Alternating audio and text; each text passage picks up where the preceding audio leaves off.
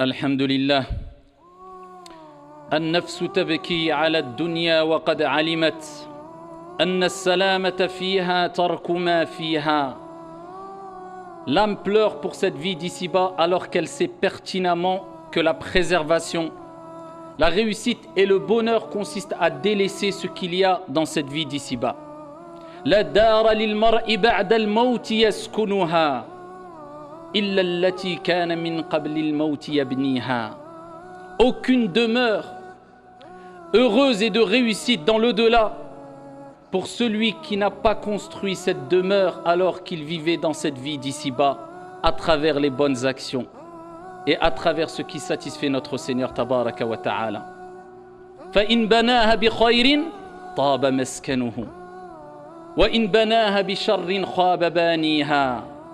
Si il a construit cette demeure alors qu'il vivait dans cette vie d'ici-bas, par le bien et le bon comportement, la bienveillance, les bonnes actions, les œuvres salutaires, eh bien il récoltera une vie heureuse et une demeure de bonheur.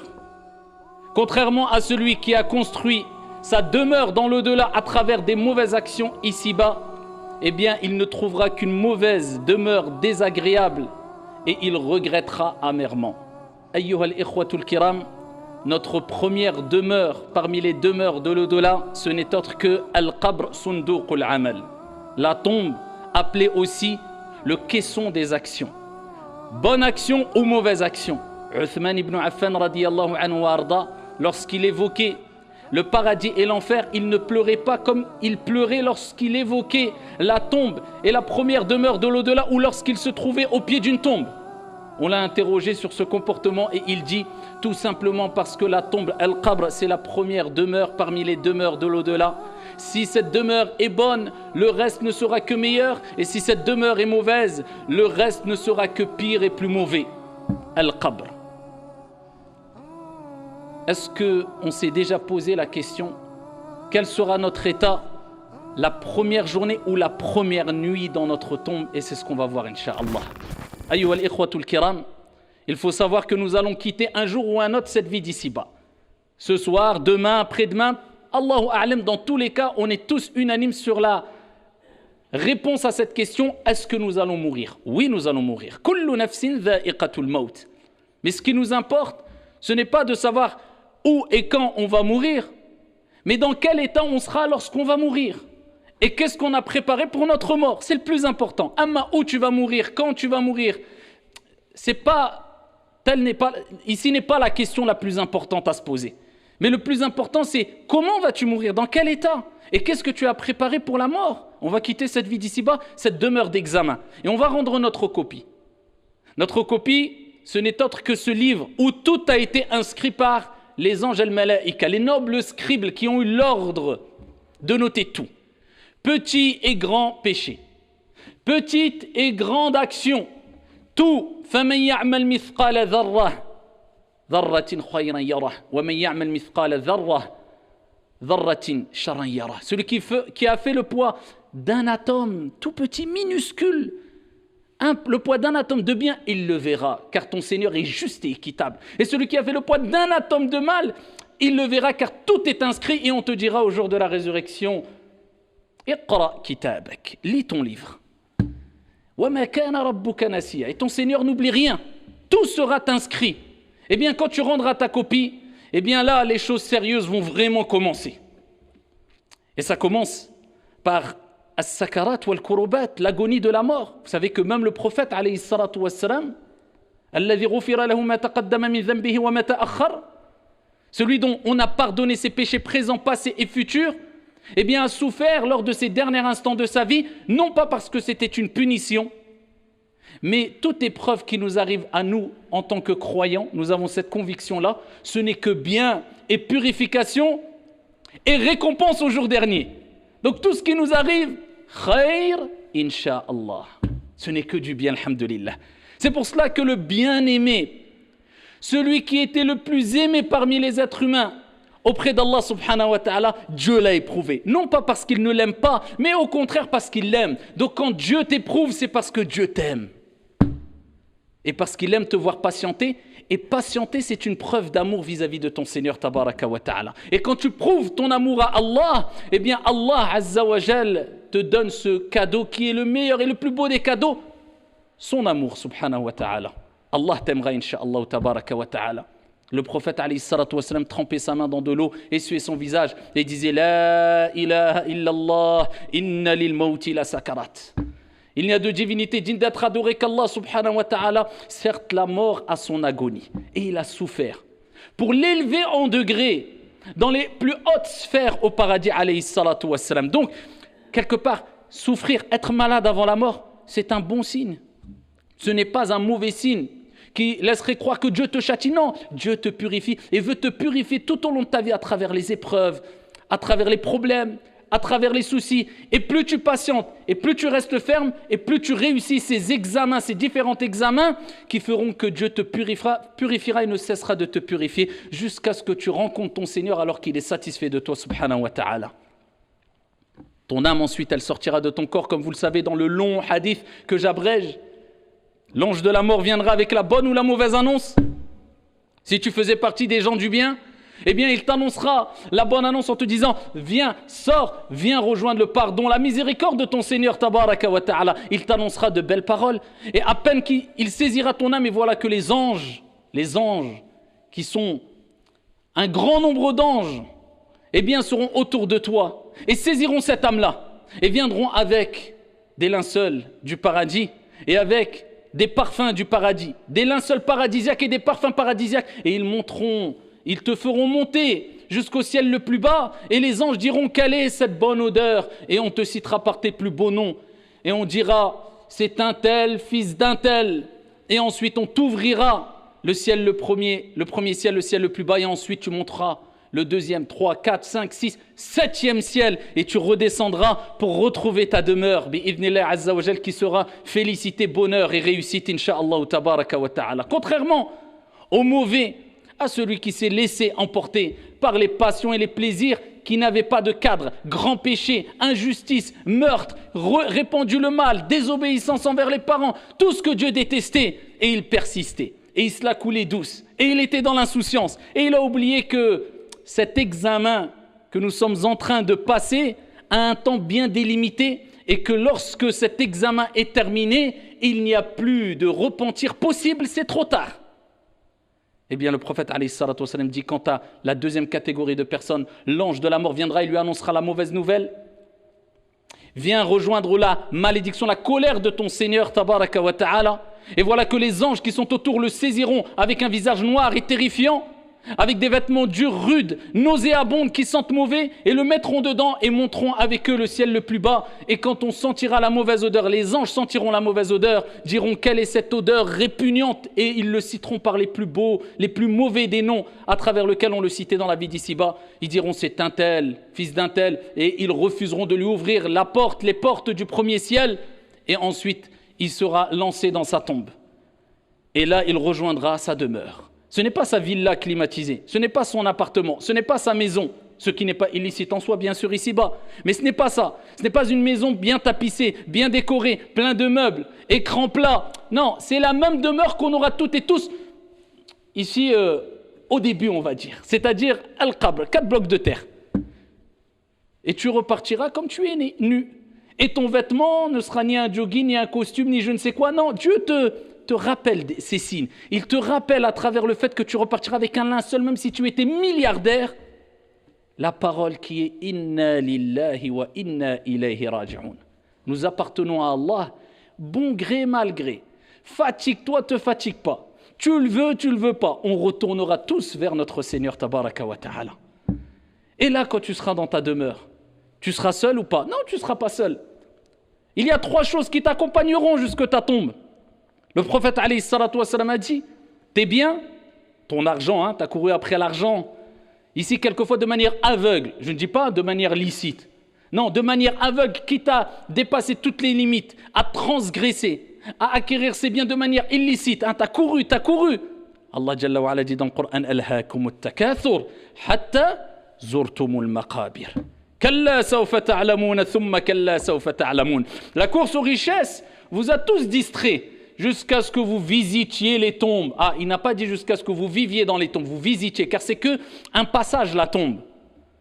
Eh bien, tu rejoindras cette demeure et tu seras un temps limité dans cette demeure. Et cette demeure sera soit un jardin parmi les jardins du paradis, soit un trou profond parmi les trous profonds de l'enfer. Le prophète dit, il y a 3 choses qui te suivront, tes biens, ta famille et tes bonnes actions. Ou mauvaises actions, tes actions. Il dit, 2 retourneront, tes biens, même la porte de chez toi, tu ne la prendras pas avec toi. Même la clé de chez toi, tu ne pourras pas la prendre avec toi. J'ai acheté une maison quelquefois de manière illicite en passant par riba et tout, en étant très fier. On peut être fier si on l'a fait de manière licite et que cette vie d'ici-bas, ce matériel, même si tu as une villa avec piscine, si tu as ce que tu peux avoir ce que tu veux, personne ne peut rendre illicite ce que Dieu a rendu licite. Mais à partir du moment où ça ne te détourne pas du rappel de ton Seigneur, ça ne te pousse pas à l'orgueil, ça ne te pousse pas au péché, à partir de ce moment-là, il n'y a aucun problème. Mais des gens qui sont prêts à transgresser tout pour avoir des grandes demeures, ils pensent que c'est l'objectif suprême. Pensez-vous qu'ils ont pu prendre avec eux ne serait-ce que la clé de chez eux? Les biens repartent, le prophète a dit. Tout ton argent, tes biens, tu ne prendras rien. C'est tes héritiers, ils vont peut-être se disputer, peut-être même se disputer pour les avoir alors que tu as travaillé toute ta vie pour cela. Combien de milliardaires arrivent à 70 ans, 80 ans, 90 ans, ils sont milliardaires, ils n'ont pas profité du tiers de ce qu'ils ont. Et après, vous voyez que ce n'est pas un objectif suprême ou ce n'est pas un objectif ici unique à atteindre dans cette vie d'ici-bas. C'est simplement un moyen pour pouvoir vivre, s'épanouir si tu veux. Mais ton objectif suprême, c'est la demeure de l'au-delà. Si tu as compris cela, profite de cette vie d'ici-bas. La haraj. Il n'y a aucun problème. Vis, amuse-toi, profite. Si tu as compris la règle que j'ai précitée ou que j'ai citée précédemment, c'est bon, il n'y a pas de problème. Eh bien, les biens repartiront. La famille repartiront. Tes amis, tes frères, ton épouse, ton époux, ton père, ta mère, les avocats, les juges, personne ne pourra t'aider. Tout seul avec tes actions. Tes actions, bien sûr tes actions. Quand tu seras dans ta tombe, le prophète alayhi salatu wassalam a dit, les gens de bien verront une personne, un homme au beau visage resplendissant. Et ils diront, mais qui es-tu? Tu n'inspires que le bien. Mais dis-moi qui es-tu? Et il dira, je suis tes bonnes actions. Je suis ton hajj, je suis ta prière à l'heure, je suis ta prière de l'fajr à l'heure, je suis tes aumônes, je suis ton bon comportement, je suis ta modestie, je suis tes qualités que tu avais ici-bas, je suis ta piété. Eh bien, Allah subhanahu wa ta'ala va représenter tes bonnes actions à travers un homme qui va t'annoncer la bonne nouvelle. Allah.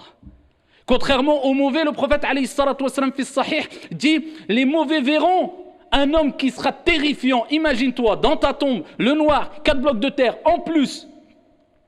Eh bien, tu vois une personne terrifiante. Et il dira, mais qui es-tu? Tu m'inspires que le mal, tu me fais peur. Et il dira, je suis tes mauvaises actions.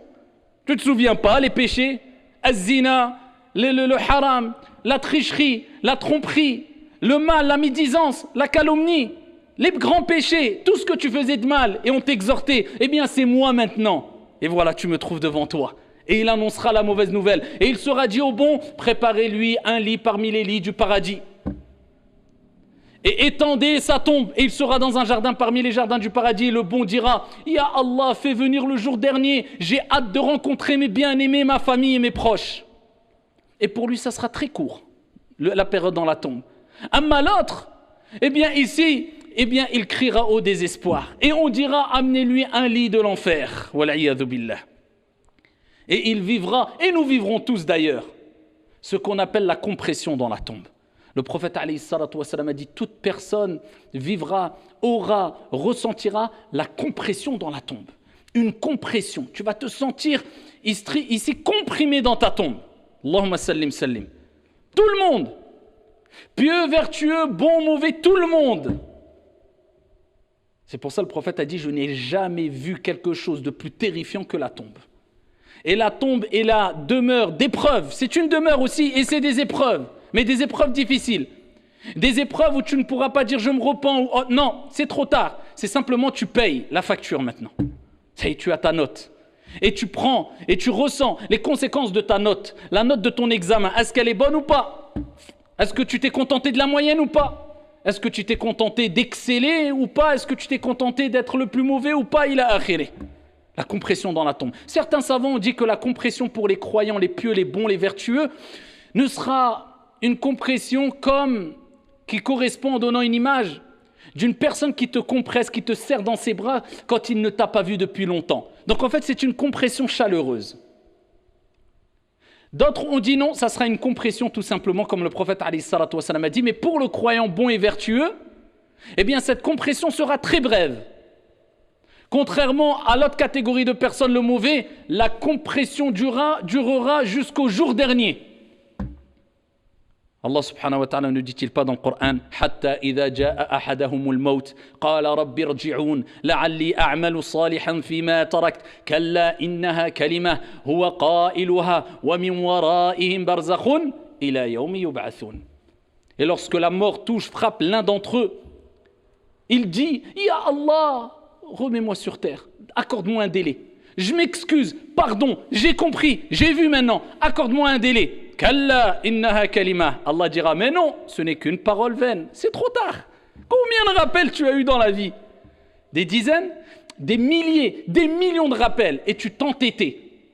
Je ne parle pas de ceux qui pêchent et qui se repentent et qui font des efforts. La miséricorde de Dieu dépasse sa colère. Non, ceux qui persistaient, ceux qui niaient, ceux qui banalisaient le mal. Là, c'est problématique. Allah, il dit, et derrière eux, une barrière. C'est le monde intermédiaire.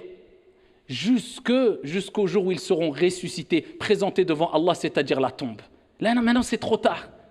Et là, tu seras interrogé, comme vous le savez, dans votre tombe. Man rabbuk ma dinuk? Quel est ton Seigneur? Ceux qui ont vraiment aimé Dieu diront Rabbi Allahu haqqa. Mon Seigneur est réellement Allah. Parce qu'il n'a pas adoré Dieu par tradition, mais par conviction et sincérité, conformité. Il n'a donné aucun associé à Allah subhanahu wa ta'ala. Il a voué un culte exclusif à son Seigneur. Celui-là dira Rabbi Allahu haqqa. Quelle est ta religion? Parce qu'il a appliqué l'islam. Il dira ma religion c'est l'islam. Il a vécu avec l'islam. Ce n'était pas des paillettes, ce n'était pas une mode, mais c'était vraiment des convictions. Et il montrait à travers son bon comportement son appartenance à l'islam. Il n'y avait pas de grande contradiction. Que dis-tu de cet homme qui a été envoyé, Mohammed? Il dira Mohammed est mon envoyé. Mohammed alayhi salatu wa salam est le dernier des envoyés. Pourquoi? Parce qu'il a suivi la voie du prophète, l'exemple, la méthodologie, le comportement du prophète Mohammed alayhi salatu wa salam. Contrairement à l'autre qui dira, comme le prophète a mentionné dans le hadith, il dira j'ai entendu parler.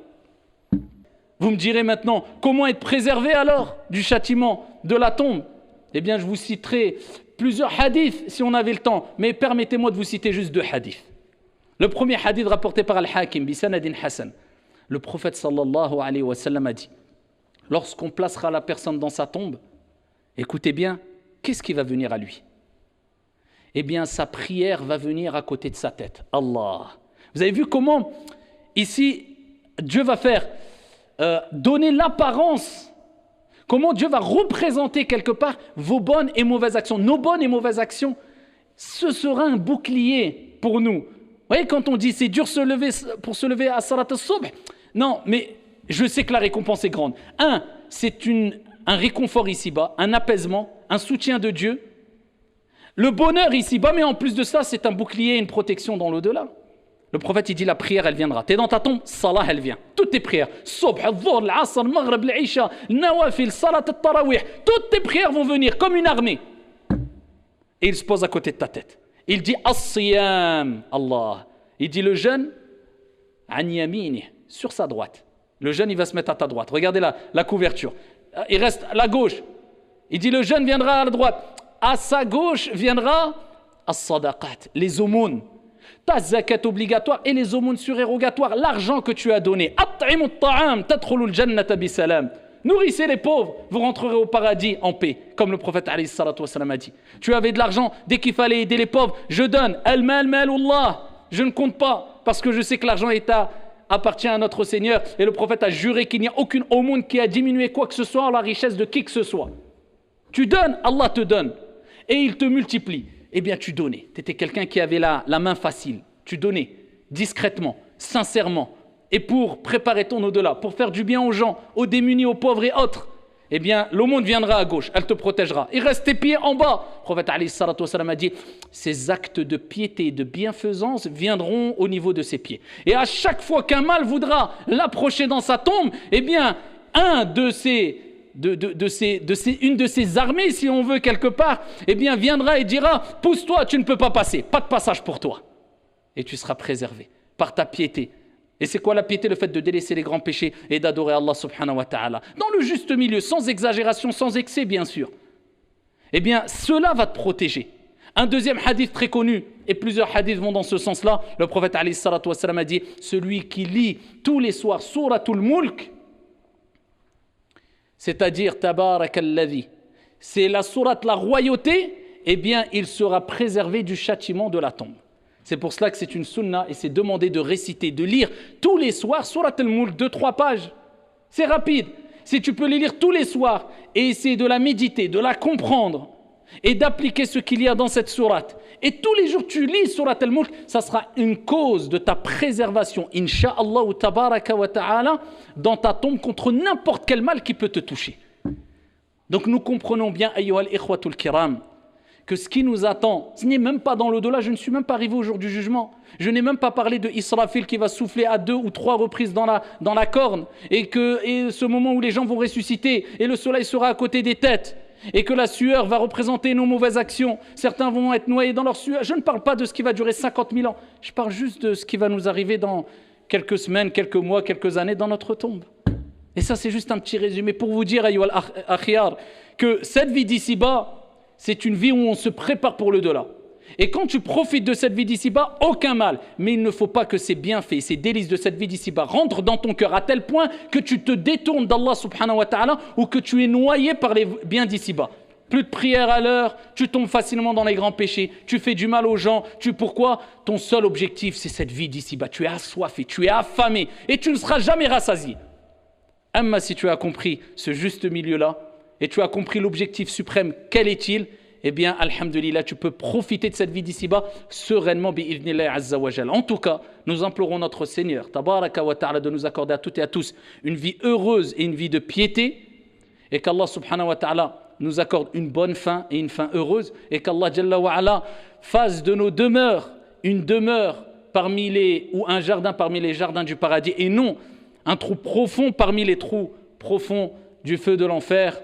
آمين يا رب العالمين. هذا وصلوا وسلموا رحمكم الله على نبي المختار كما أمركم بذلك جل وعلا حينما قال إن الله وملائكته يصلون على النبي يا أيها الذين آمنوا صلوا عليه وسلموا تسليما.